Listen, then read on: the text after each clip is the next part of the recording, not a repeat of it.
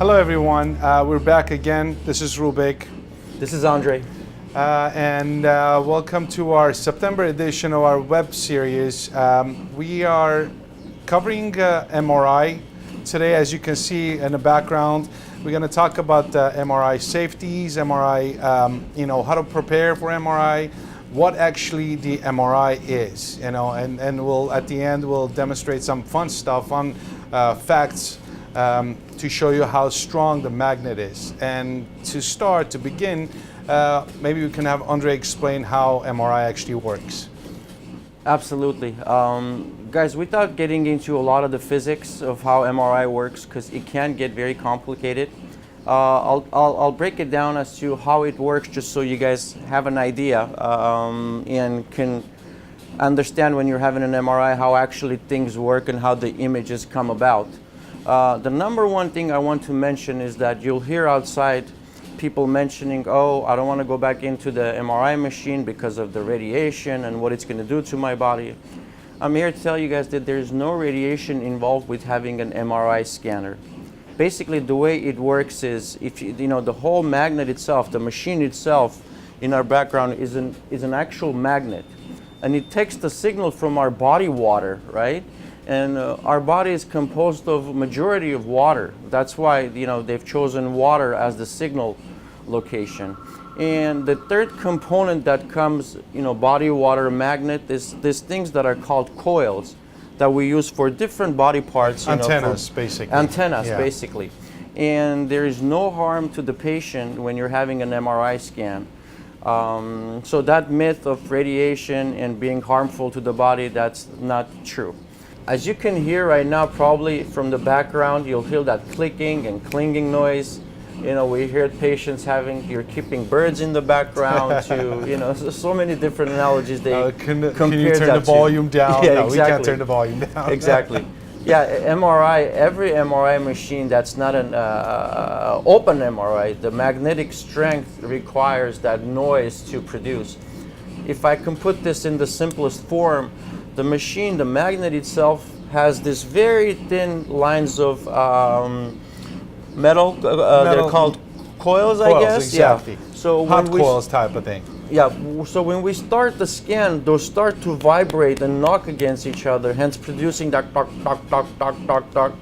And depending on if we're looking at muscle, depending on if you're looking at water or bone, the frequency, sound, and the level will be different. So it's not constantly white noise. The same, exactly. The same, it's not always the same sound. It changes even during the same scan. Even when you do brain, just sounds exactly. changing. It's different for every sequence. Exactly. So that's pretty much how it works. Body water, magnets, and antenna. They all come together and form an MRI image.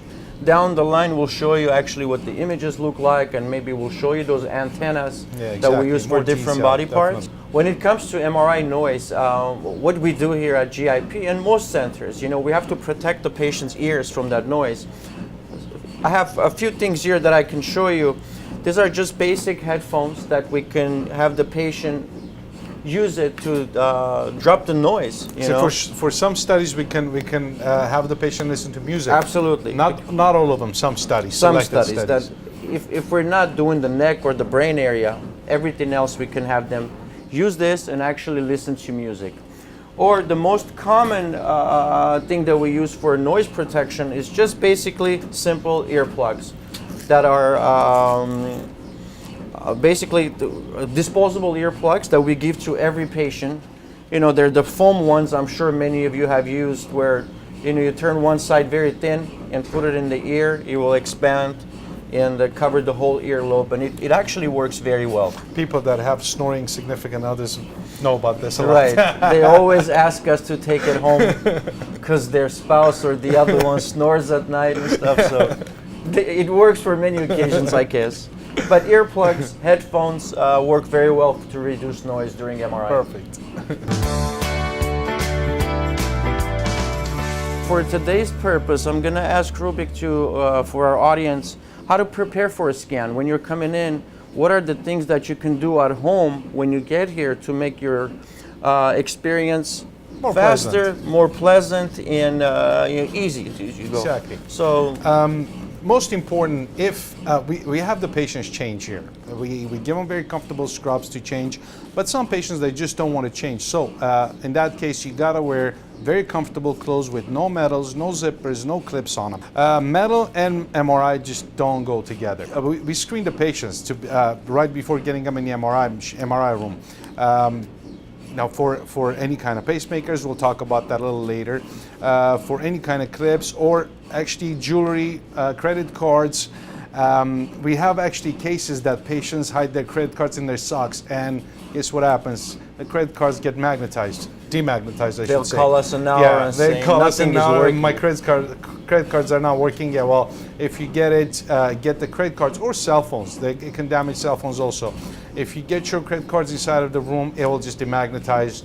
You will not be able to use your credit cards.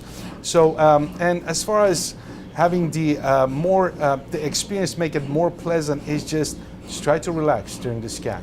Just try to be comfortable. It's literally you're about 20 minutes away from the crazy daily routines that you have. This is your time. You gotta enjoy your time. So basically, you just gotta take advantage of it. And I was talking about screening of the patients.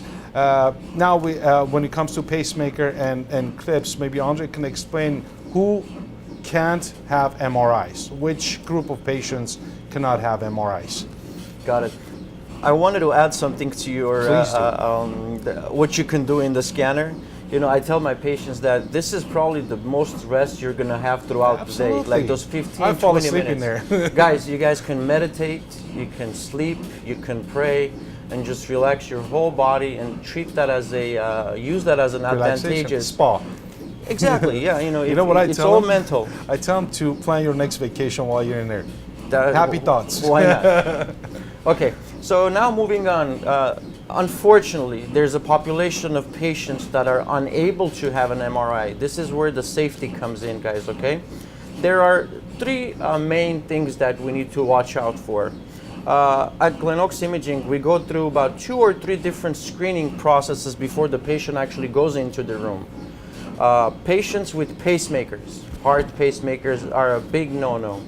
What happens is, not that it's metallic, but you know, the function of the pacemaker, the magnet, what happens is it throws it off. So instead of beating faster, it'll beat slower, or it will completely get it out of rhythm, which could be fatal. Yeah, absolutely.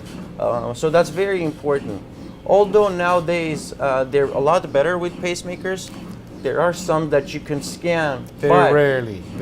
Yeah, but you want to keep those in the hospital basis just in case something happens. Patients are being monitored by the nurses and the doctors. So if somebody asks you, I have a pacemaker and I can never have an MRI, that's really not a true statement either, because they're conditional terms, and if it's absolutely necessary, there are different things that can be done to make sure that the patient gets scanned. Number 2, if anyone has worked with sheet metal, you know, with metal, if there are any particles in the patient's eye or anywhere else in the body, that could be very dangerous. So what do? If you think that there may be fragments that are left into your eye from previous injuries or work-related. Or work-related, exactly. We do a screening of the orbit, which is an X-ray. And the X-ray is able to detect if this patient has any metal in their eyes or not. Couple things that comes to mind, you know, shrapnel, gunshots that welders always have something in their eyes. Exactly. So, you know, there's a lot of people that have shrapnel in their body. You know, it could be from gunshots or whatever the case may be. So history is very, very important. And the third contraindication that patients that can't have an MRI is brain aneurysm clips. What's a brain aneurysm? Aneurysm is when the vessel balloons up, right? And it could pop any second. If you can imagine in your brain, that's not a good thing to have.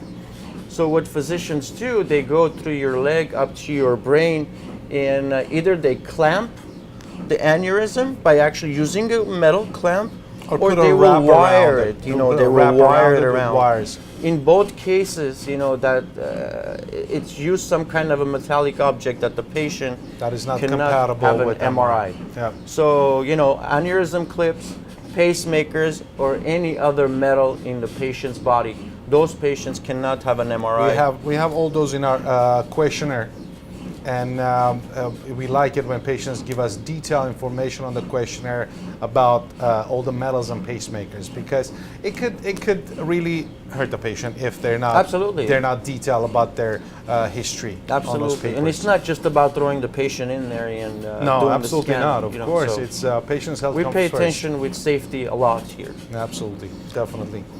And as far as we promise that fun, it's not a fact, it's a kind of visual thing, but what are we gonna do? We're gonna show you guys just regular set of keys, what happens to keys when we take it inside of the MRI room. We're just gonna show you how the strength of the MRI. Right. Before we show you our visual effects, I'll tell you a little fact that is very amazing actually. Earth's gravity, you know, we all think how powerful it must be to pull everything down to the ground. Well, our MRI magnets are, listen to this, 140,000 times stronger than Earth's gravity. Okay? That's amazing. Think on that's that crazy. for a second. We're getting ready to demonstrate what happens if you actually take a metal object into the room. Rubik has his own keys, and he's going to demonstrate what happens if you get closer to the magnet. And actually, as you guys can see, I took off all my jewelry. Safety first. That's how strong this magnet is. It has a really high strength. Just set of keys, that's it. Imagine what can happen if you carry heavy other kind of metals, other kind of objects with you. So safety, again, safety is the most important thing when it comes to MRI.